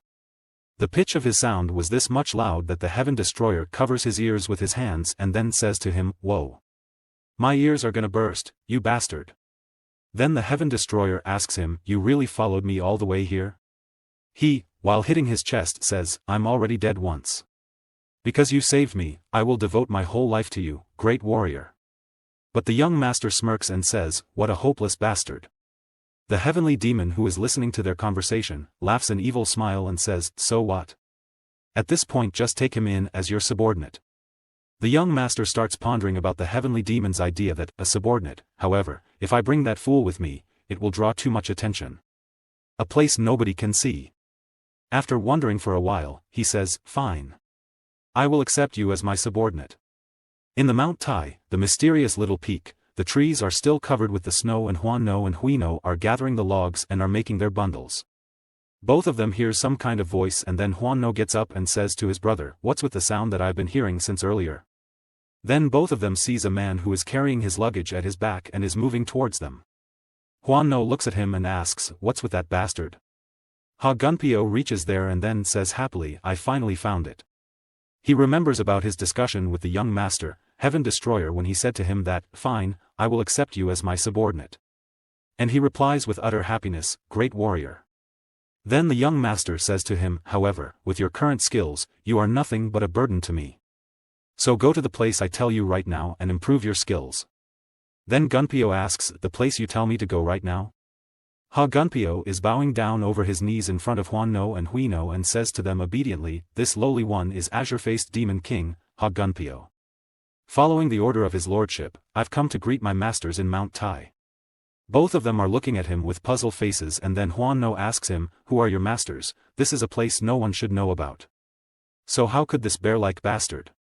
Huino says nothing but is standing quietly. In the meantime, in Murim, the young master, Heaven Destroyer, is sitting cross-legged and is practicing the Shaolin martial arts. Huineng places a hand on his back and says to him, "What in the world are you doing, young master? Please concentrate on the flow. The flow of energy is like a wave, so you just have to follow it without going against it." Heaven Destroyer is trying his best to concentrate, and when Huineng says, "Stop," he opens his eyes and fuse. Then Huineng says, "You did great, sir. Your control of inner QI has gotten better." The heavenly demon gets annoyed and asks the young master, "Seriously, what's the point of doing such basic training?" Venerable Huineng replies to him, "Sir Heavenly Demon, the basics are important." Then the heavenly demon says to the Heaven Destroyer, "By the way, Heaven Destroyer, have you decided on what you're going to do from now on?" He looks at him and replies carelessly that, "Who knows? I'm not sure about it yet." Then the heavenly demon, while pondering something, says to him, "I want you to hone my martial arts, but your body is simply too weak. Since you haven't made any plans yet, why don't you let me design it for you?" He smirks and replies, "In your dreams." The heavenly demon gets angry at this and asks, "What?"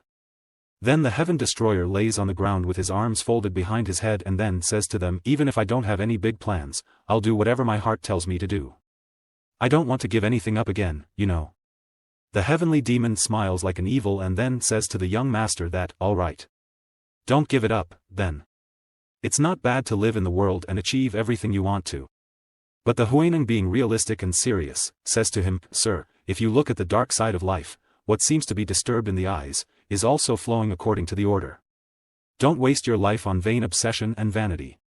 That would follow the providence of the universe that gave you this power." While listening to their conversation, the young master is thinking, "How come it feels like I'm living with a bully and a stiff old man?" Then he gets up and while sitting, says to them angrily, "That's enough. Both of you stop. I am the one to decide how I live my life anyway. More importantly, it seems that only the martial arts parts of your memories have been transferred as they are, while the rest of your memories are nowhere to be found. As if someone had intentionally messed it up. What should I do for it to become whole again?" Then the heavenly demon tells him that, it will happen naturally when your inner QI and state become more nature. For example, even if you only have 600 years worth of inner QI, not only will you be able to unite us completely, but you will also be able to do all sorts of tricks. Heaven Destroyer looks at him and asks, "Tricks?" Then the heavenly demon laughs and replies to him, "That's right. If you are killed by death feigning grand technique before we go to unification, we'll temporarily be able to act in your stead, and in the state of perfect unity, we will be able to free ourselves from you." Death feigning grand technique is a technique of lowering your body temperature, stopping your heartbeat and breathing as if you are dead. Meanwhile in his head, the heavenly demon is thinking, "And at that time I'm going to process your body." Then the Heaven Destroyer asks him, "Free, you say?" The heavenly demon replies to him, "That's right. It means we can go anywhere. To the underworld or into another body," and after hearing this, the young master only says, "Free." At night, the Heaven Destroyer is seeing a dream about his childhood and he sees his grandfather who is standing and his back is facing him. He is constantly calling his master, "Grandfather. I am Yunwan. Why can't you recognize me? After you left, I've been through so much, but what bothered me most was how much I missed you, grandfather." He is constantly crying and saying all this to his grandfather. His grandfather holds his face with his hand and then says to him, "Don't be sad, Yunwan. You aren't alone anymore, right? You have a different path of to go. That's why you must not return the pain you suffered to the word. Please don't become a demon driven by revenge and become a strong person, Yunwan. Mark my words." And then suddenly his grandfather disappears and he keeps calling him, "Grandfather. Please don't go." He suddenly wakes up, saying, "Grandfather," and he realizes that he's crying. The heavenly demon says to him, "Wake up, heavenly demon scribe Heaven Destroyer." He gets up and is now sitting on his bed. Then the heavenly demon asks him, "Heaven Destroyer, you all right?" Huineng also looks at his miserable condition and asks, "Sir, what kind of dream did you have that made you suffer so much?" He replies to both of them, "Damn, it's nothing." Then he smiles and says to the heavenly demon that, "I woke up thanks to you." "Thanks, heavenly demon." The heavenly demon replies to him, "Why don't you have that word until later?" And he asks, "What?" Then the heavenly demon tells him that, "Someone's coming into this room right now." All of them are looking at the door of the room and then suddenly the door opens and a woman is standing at the entrance of the room. While removing his blanket, the Heaven Destroyer asks, "Who in the world come here this late?" At night, the young master Heaven Destroyer is sitting on his bed while talking with the heavenly demon and Huineng when the heavenly demon tells him that someone is coming towards this room. While removing his blanket, he's thinking that, is it an assassin sent by the Northern Blade Association? Ha Gunpyo should have gone to Mount Tai already. Then the heavenly demon tells him, judging from the footsteps, it's a girl. The young master looks confused and asks, what? Who? Then a woman appears at the entrance of the room and she is Namgung. Meanwhile he is sitting on the bed, she is looking at him with affection and love but he is looking at her with confusion. Then he asks her, lady, what is the world did you come here for? She comes near his bed and while placing her one hand on the side of the bed, she gets closer to him and says, young master, from the moment that I saw you, I already felt that we are destined to be together. Then she, while holding him from his arms, says to him, I feel like I'm going to lose you if I don't master up the courage. He is confused and shocked at her behavior and asks, pardon? What are you doing right now? Looking at the situation, the heavenly demon loudly laughs and says, isn't this a good thing? But Huineng says, you can't do this sir, Namo Amitba. She is getting closer to him while he's sitting on the bed and says to him, you are so handsome and charismatic. She is looking into his eyes and then he suddenly holds her cheeks with his hand and says to her, lady, we're both going to be in trouble if you keep acting like this, so please stop and go back. She says to him, please let me go. It hurt when he held her from her cheeks so he apologizes, saying, I'm sorry. Her eyes are teary and while holding her red cheek, she says to him, young master, how can you be so cold, do you hate me? He replies to her, that is not it. To an amateur like me who has just entered Murim, you are way above league. I will accept your gestures with a grateful heart. She is sitting on a bed with him and then says to him, that's true, you must have come to Murim with great ambition, I understand. I will just go back for today. He is looking at her with confused face but says to her, thank you so much for your understanding, Lady Namgung. Then she says to him, however, even though I am taking a step back this time I will not give up on you young master, and he only replies, yes. Then she leaves the room and he's looking at the closed door meanwhile sitting on his bed. Then the heavenly demon says to him angrily, this simpleton. Haven't you heard of this saying that heroes like women? And it seems that the heavenly demon is quite disappointed with the young master but Huineng appreciates him, saying, no. You did a great job sir. The Heaven Destroyer smiles and says, damn. All sorts of shit are happening. Then he gets up from his bed and when the heavenly demon sees him doing this, he asks, what's this? Even after acting like that, are you trying to go to her room right now? He scolds the heavenly demon, saying, stop speaking nonsense, heavenly demon. I am having a lot of my mind, so let's go outside and get some fresh air. The sky is full of stars and he is flying in the air, here and there and then the heavenly demon says to him, it look like you are handling the heavenly demon flying technique quite well but where are you going? Living however you please is nice, but are not you going to sleep? He replies to the heavenly demon that, I have heard something from the twin nose. Seeing my grandfather in my dream reminded me of someone I should meet. Then Huineng says, come to think of it. Heaven Destroyer says, yeah, I don't just come to Kaifeng to have fun, you know. After flying for a few moments, he reaches his destination and lands on the ground. Now is standing and looking at the building and then says, how imposing. It is the Gennady Temple. Looking at the temple, the heavenly demon asks him, what? Did you come here to pay your respect or something?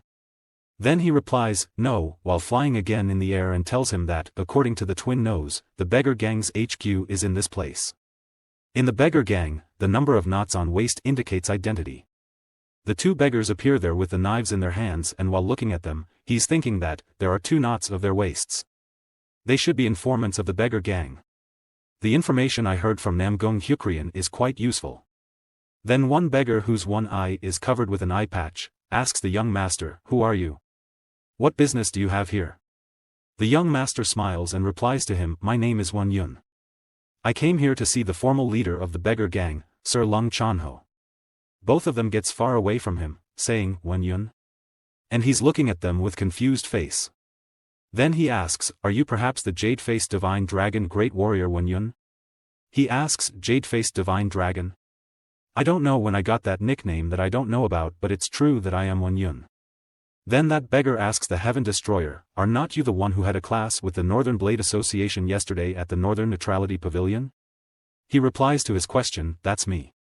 While looking at them, the young master is wondering. As expected, they said the beggar gang has eyes and ears all over Murim. They really know everything. Then one of them says, for now, please follow us. We will guide you. He enters the beggar gang's HQ reception room and looks around. A man with 3 knots on his waist comes there and greets him, saying, hello young Master One. Please forgive us for the rudeness we shot at the entrance. Looking at his knots, he's wondering that, 3 knots. He must hold quite the position in the sect. He also greets him, saying, not at all. Then that man asks him, by the way, may I ask what business you have with our grand sect leader?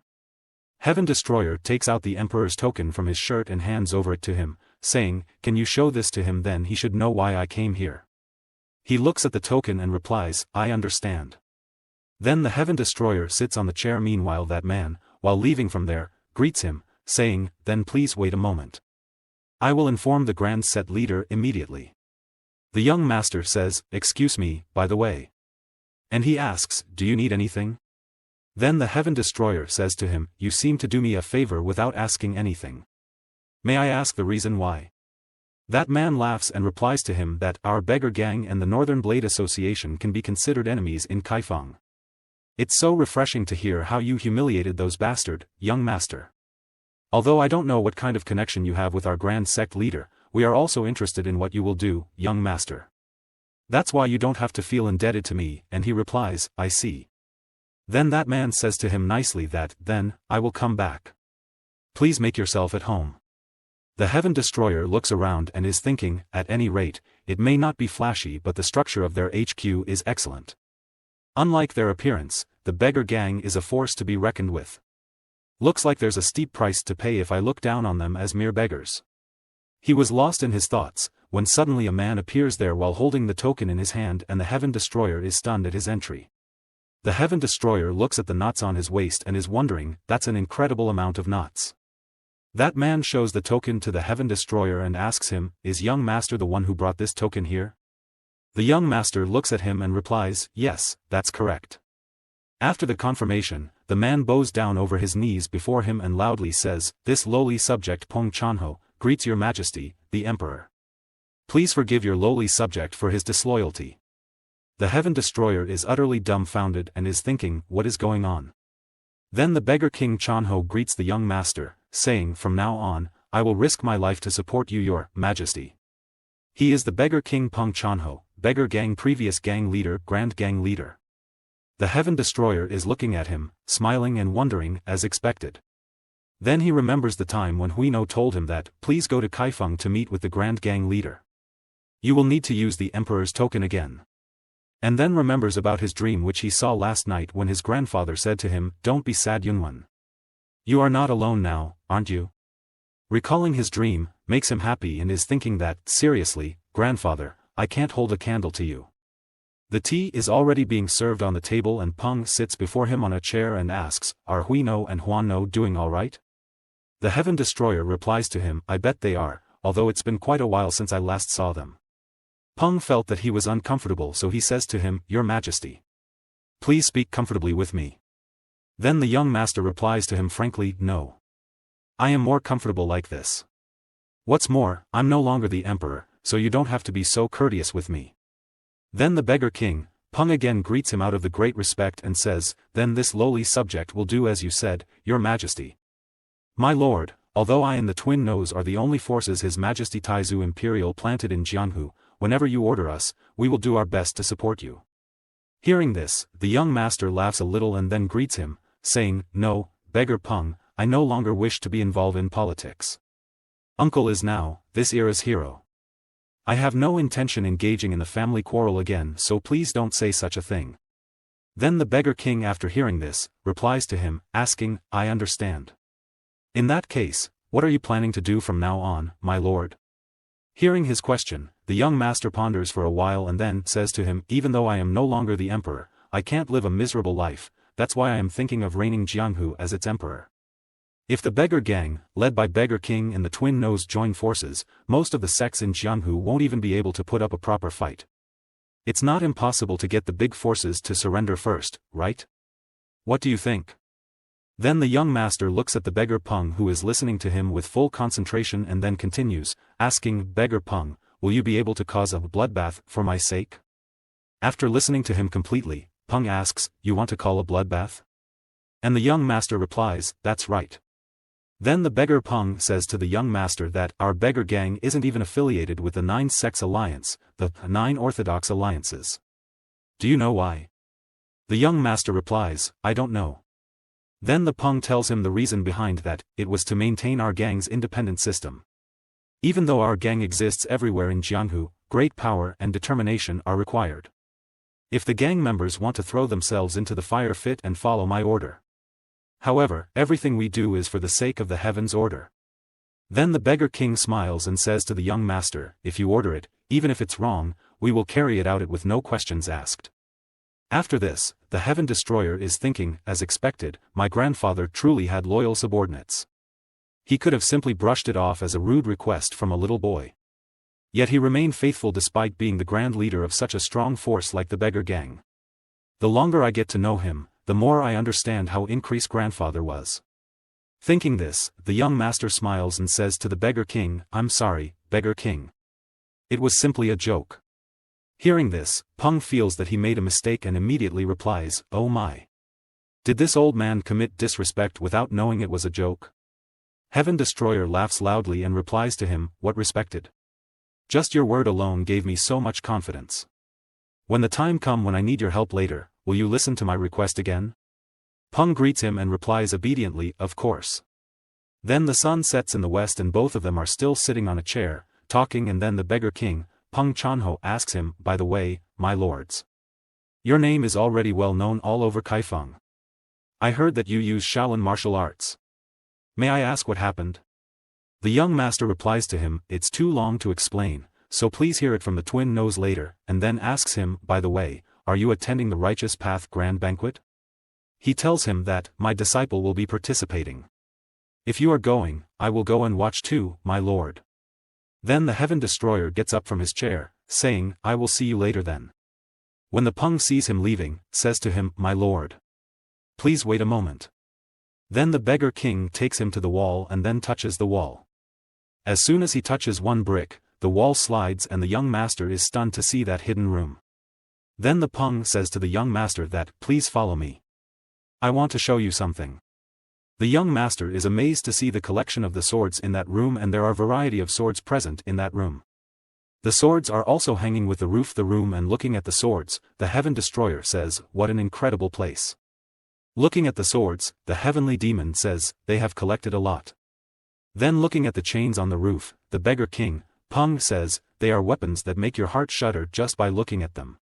These are all famous weapons from the Han era, and the Heaven Destroyer also agrees with him, saying, "This is indeed an amazing armory, but how much further do we have to go?" Then Peng comes near another wall and touches it, saying, "Now, we are here." The wall slides and the young master is stunned to see the 2 swords that are leaning against the wall in a secret place. There is a big black sword and the thin white sword, and both are beautiful and shining brightly. Standing near the swords, the beggar king says to the young master, "I kept what His Majesty Taizu Emperor had acquired. I think it's time for these swords to find their rightful owner." The heavenly demon is extremely shocked to see that and says, "Wait, that is." But Huineng is calm and chill and says, "Oh, Amitba." Looking at them behind, the young master is wondering, why are they making such a fuss? There's something strange about these swords, but... Then the Peng asks him, "My lord, which one will you pick? Please pick whatever you like." The young master is looking at the swords and is wondering, what I like. The heavenly demon says to him, "Tell him you will choose the dark sword." But Huineng says to Heaven Destroyer that, "No, sir, please pick the white sword next to you."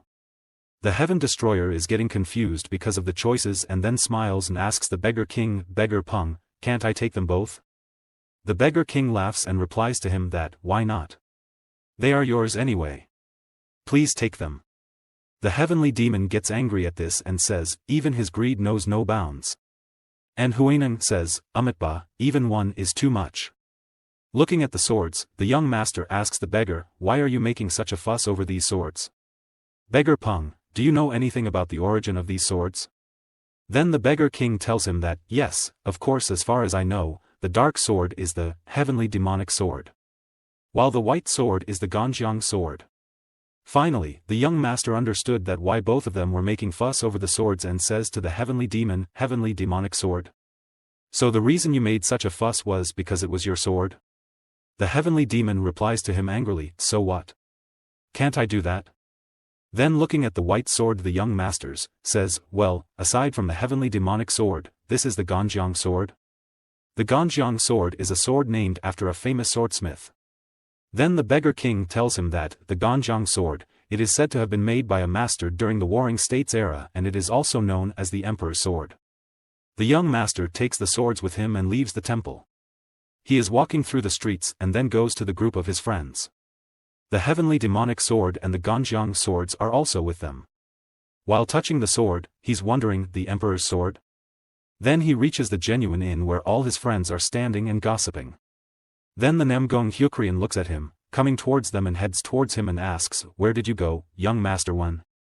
The young master gets confused and replies immediately, I was feeling a little bit stuffy, so I went out for a walk. Hyukrian looks at the two shining swords, tied with his waist, but before he could ask about them, his little sister appears from nowhere and also noticed the swords. She is amazed to see the swords. Namgong Hyukrian is also stunned to see the swords and asks, young master, what are those? And Haimai says with utter surprise, I didn't see any of those swords last night. The Heaven Destroyer touches the back of his head and replies immediately that, I picked them up by accident, they are nothing special. Namgong Haimai is looking at the swords and is wondering, nothing special? They look like treasured swords though. Hyukrian's friend from the behind, shouts and says, Hyukrian, it's almost time for the grand tournament. We should get going. Hearing this, Hyukrian says to the Heaven Destroyer, young master one. Let's go together.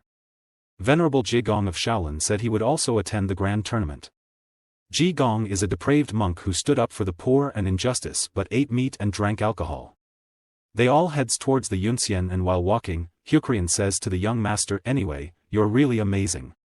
To think that you have already earned the title of Jade-Faced Divine Dragon. Your fame has already spread all over Kaifeng. A lot of people will probably be watching you during the Orthodox Path's grand tournament, young master. The young master gets happy at his praise and then says to him, to think so highly of an insignificant man like me, I'm truly grateful. Namgong Haimai is looking at him with love and affection.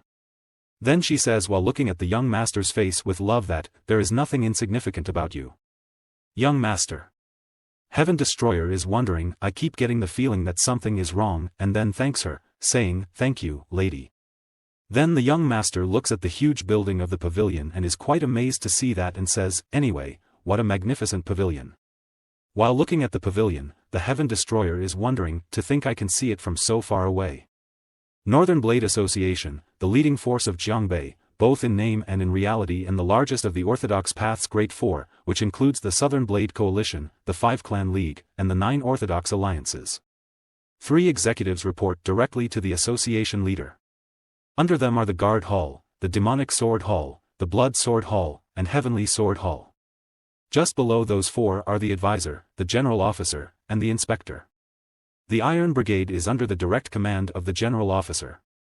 The Mandate Squad, the Killing Shadow Squad, and the Flying Hero Squad are under the direct command of the inspector. In total the number of people exceeds 5,000. With the exception of the Beggars Gang, it's the strongest and largest force. Then the Hyukrian says to the young master, the current Northern Blade Association is very aggressive but what I'm most worried about is the Demonic Sword Hall and the Blood Sword Hall. The young master asks aggressively, Demonic Sword, Blood Sword? They don't sound like the names an Orthodox faction should use, right? Namgong agree with him and says, that's right. They were originally the most famous assassins of the Dark Path. And were later recruited by the Northern Blade Association. However, their cruel nature didn't change after they joined the Northern Blade Association.